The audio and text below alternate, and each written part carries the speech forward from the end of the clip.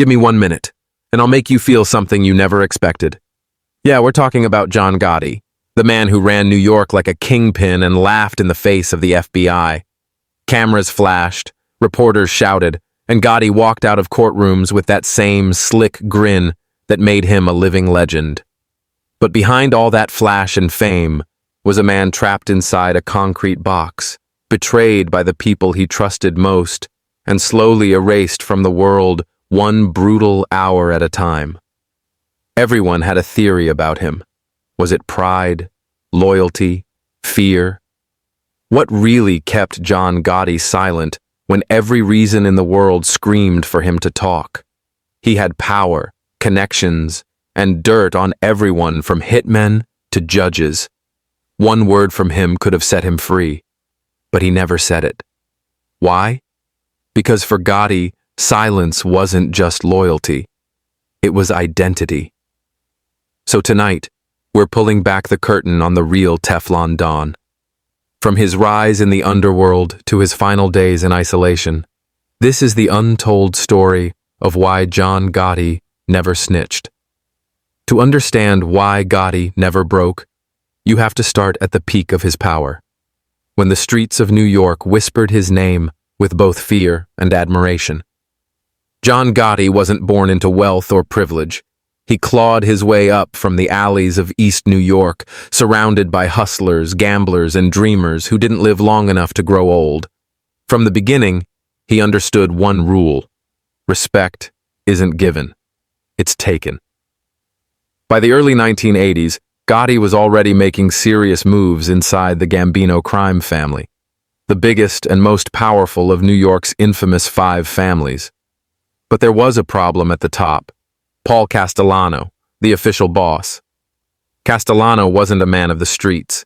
He was a businessman in a tailored suit who thought violence was beneath him. Gotti, on the other hand, was pure street muscle. He respected loyalty, power, and reputation, not boardroom meetings or corporate-style leadership. The tension between the two men wasn't just about ego, it was about money and control. Gotti's crew was raking in huge profits from hijacking trucks at JFK Airport, moving stolen goods, and dipping into the drug trade. Castellano, who had a strict no-drugs rule, saw this as reckless and dangerous. To Gotti, it was business, and the only kind that mattered. Things reached a boiling point when the feds bugged the home of Gotti's close friend, Angelo Ruggiero. They caught enough conversations to tie Gotti's crew to heroin trafficking. Castellano demanded the tapes. Ruggiero refused. That single act of defiance put Gotti and his whole circle on Castellano's bad side. And in the Mafia, when the boss wants your head, your days are numbered. But Gotti wasn't about to wait for execution. He started building his own alliance within the family, a group of trusted killers and loyal capos who shared his hunger for power. Among them were Frank DeCicco, Joe Piney Armoni, Robert DiBernardo, and a rising star named Sammy the Bull Gravano. Together, they became known as the Fist, 5 men ready to change the entire power structure of the Mafia. When Castellano skipped the wake of Gotti's mentor, Agnello Della Croce, it was more than disrespect. It was betrayal. Gotti took it personally. And when Castellano promoted his own loyalists to top positions, leaving Gotti out completely, the decision was made. The hit was on. On December 16th, 1985, Paul Castellano stepped out of his car in front of Sparks Steakhouse in Manhattan. Within seconds, gunfire ripped through the cold air. Castellano and his driver, Tommy Bellotti, were both dead before they hit the ground. From a nearby car, Gotti and Gravano watched the scene unfold.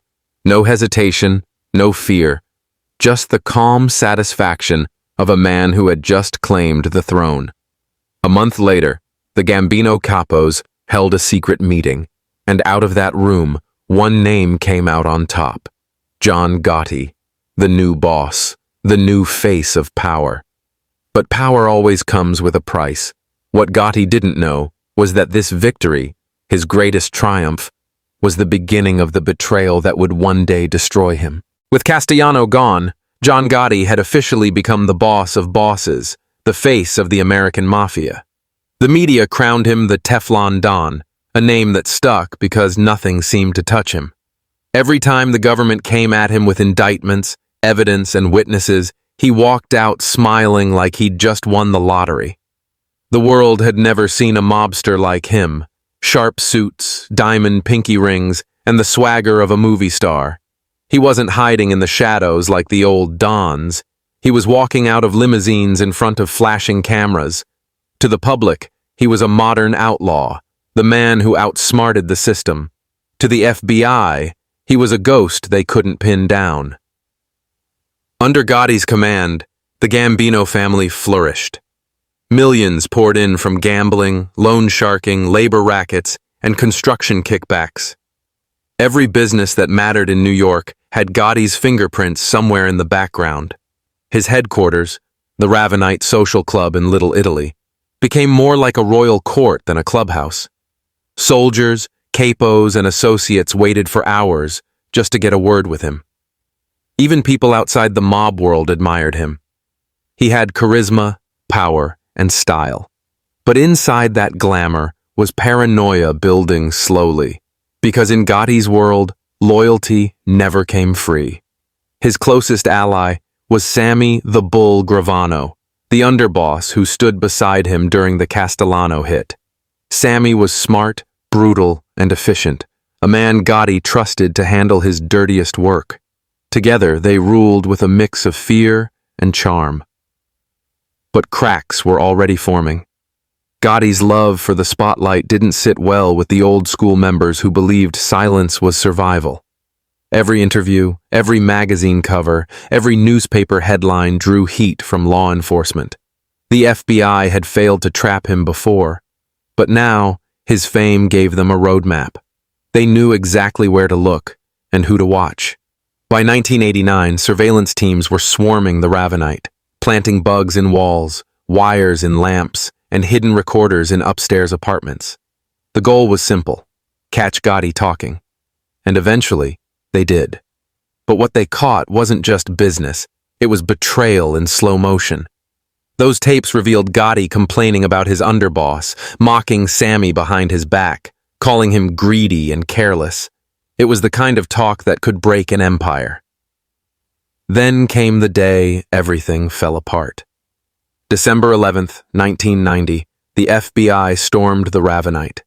Gotti, Sammy, and Frank Locascio were all taken down in one clean sweep. The press swarmed the streets. Cameras rolled as Gotti, dressed in his usual fine suit, was led away in cuffs. It should have been another temporary setback, another headline he'd laugh at. But this time, the evidence was airtight. On those tapes, Gotti wasn't just talking. He was practically confessing. Inside the walls of his cell, the world outside began to change. The respect, the money, the untouchable image. It all started slipping. But the real twist came from within his own ranks. Sammy the Bull Gravano, the man who had once been Gotti's right hand, realized he was being set up to take the fall. And when a man like Sammy feels betrayed, he doesn't go quietly. What happened next shocked the entire underworld. The Teflon Don had survived every law and every hit, but what he couldn't survive was betrayal from his own brother-in-arms. The fall of John Gotti wasn't caused by the FBI or the courts. It came from a voice that once stood right beside him. Sammy the Bull Gravano had spent years earning Gotti's trust. He handled killings, business deals, and sit-downs with the precision of a soldier who lived by the code. But when those FBI tapes were played back in the cold silence of a cell, he heard the unthinkable. John Gotti, the man he had killed for, the man he called a brother, mocking him, blaming him for murders, and hinting that if things went bad, Sammy would take the fall. That was the breaking point. In that moment, Gravano realized loyalty in the mob wasn't a two-way street. It was a dead end. And when the feds offered him a deal, he didn't hesitate. He flipped. The government couldn't have dreamed of a better witness. Sammy the Bull wasn't just some small-time snitch. He was Gotti's number two, the man who had been in the car during the Castellano hit, the man who knew every detail about the Gambino family's structure. When he started talking, the entire underworld trembled. He admitted to personally participating in 19 murders and tied Gotti directly to 4 of them. Overnight, the myth of the Teflon Don began to unravel. In 1992, Gotti's trial became a national spectacle. The courtroom was packed with reporters, sketch artists, and curious onlookers who wanted to see the untouchable mob boss finally cornered. Sammy sat on the witness stand, calm and collected, as he laid out the crimes of his former boss. He painted Gotti as a ruthless manipulator who wanted power at any cost. The defense tried to discredit him, calling him a liar, a killer trying to save his own skin. But the jury didn't buy it. After just 14 hours of deliberation, they found Gotti guilty on all counts: 5 murders, racketeering, obstruction of justice, and a laundry list of other charges. For the first time, the Teflon Don had something stick. Judge I. Leo Glasser handed down a life sentence without parole. No more headlines calling him untouchable, no more crowds cheering outside the courthouse. Gotti's empire was officially over. The streets that once feared him now whispered about his downfall. His closest allies were gone, his reputation shattered, and his family left to pick up the pieces. When Gotti entered prison, it was a different world. Gone were the tailored suits, the gold watches, and the reporters waiting outside the courtroom doors. Instead, he was handed a number, a uniform, and a 6x9 cell. He was placed in solitary confinement at the Metropolitan Correctional Center in New York, a high-security cage designed to break even the toughest men. 23 hours a day, locked alone, no sunlight, no human contact, just the sound of his own breathing and the echo of his past. To outsiders, it looked like justice. To Gotti, it was war. He refused to bend, refused to show weakness. His lawyers argued that his treatment was inhumane, that even the worst criminals didn't deserve to rot in total isolation. But the government insisted he was a special case. They said putting him in general population would turn the prison into a mob headquarters overnight. So they kept him locked down, calling it precaution. Inside that small cell, the man who once ruled New York was now a ghost. The same confidence that once fueled his rise was the only thing keeping him alive. And yet, in those dark hours, he never broke. He never called out names, never cut a deal, never flipped.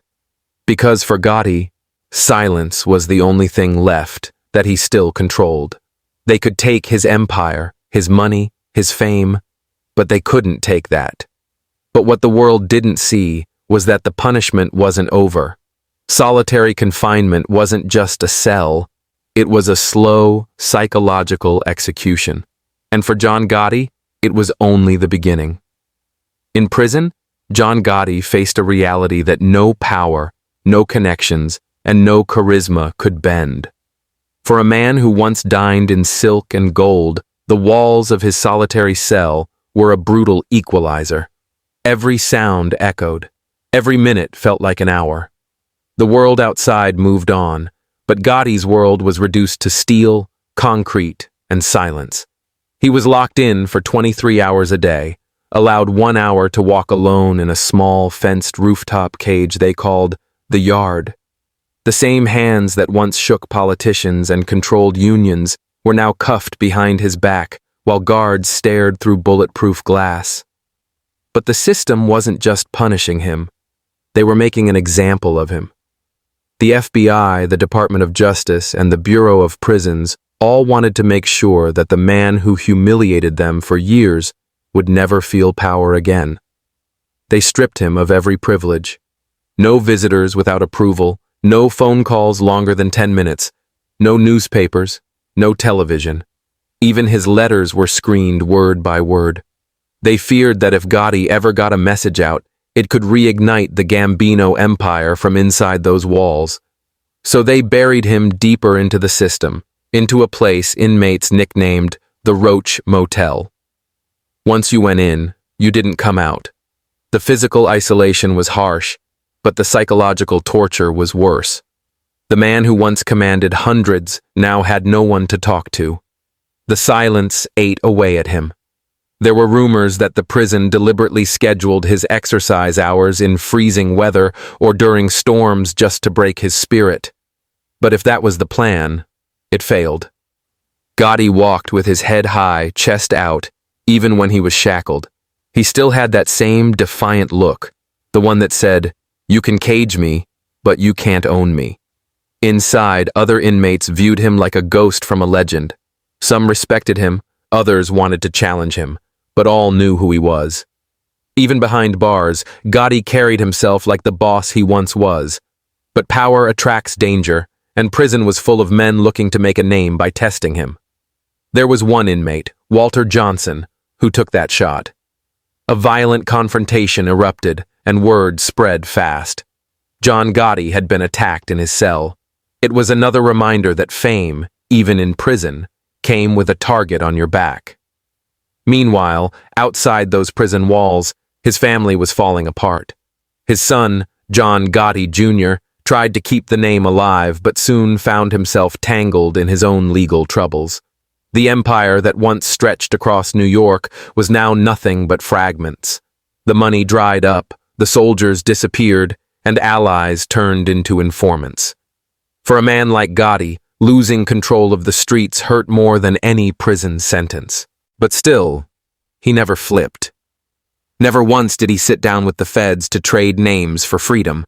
Not when they dangled deals, not when they promised comfort, not even when his health began to fail. Cancer slowly began to eat away at him, but Gotti's pride wouldn't let him show weakness. When doctors recommended treatment that might have eased his pain, he refused. To him, dying on his own terms was better than living on theirs.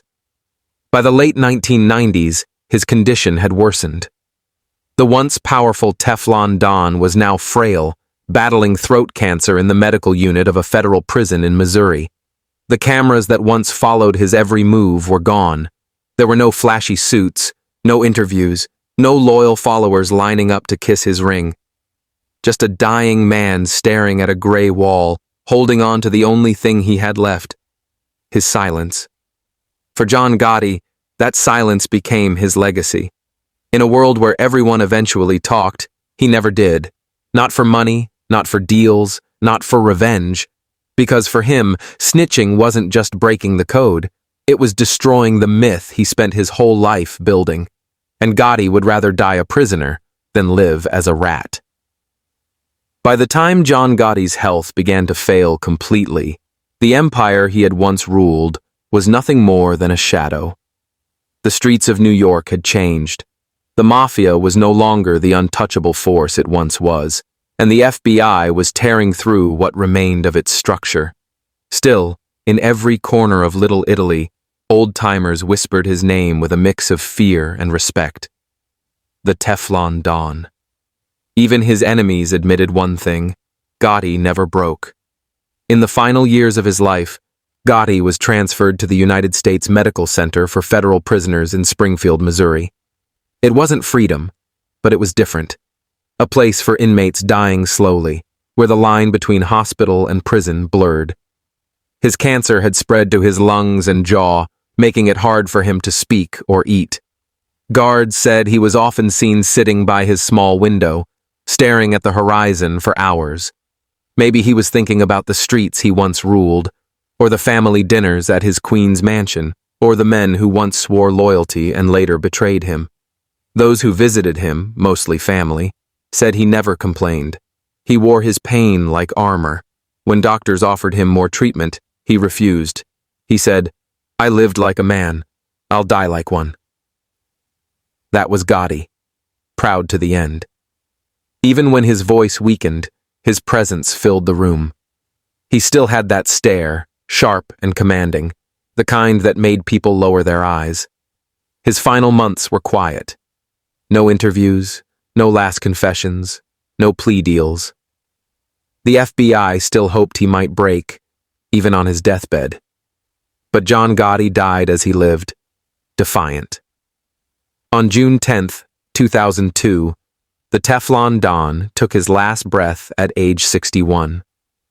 There were no cameras, no reporters, no spotlight. Just a silent room, a fading heartbeat, and a legend passing into history. When news of his death broke, the reaction was electric. To some, he was a hero, a symbol of old-school honor in a world gone corrupt. To others, he was a ruthless criminal who finally paid his debt. Thousands attended his funeral in Queens, where black Cadillacs lined the streets and men in dark suits stood in the rain, watching the last Don go home. The FBI watched too, from a distance, making sure the spectacle didn't turn into a statement of power. But in truth, it already had. Gotti's death marked the end of an era, the end of the Mafia's golden age.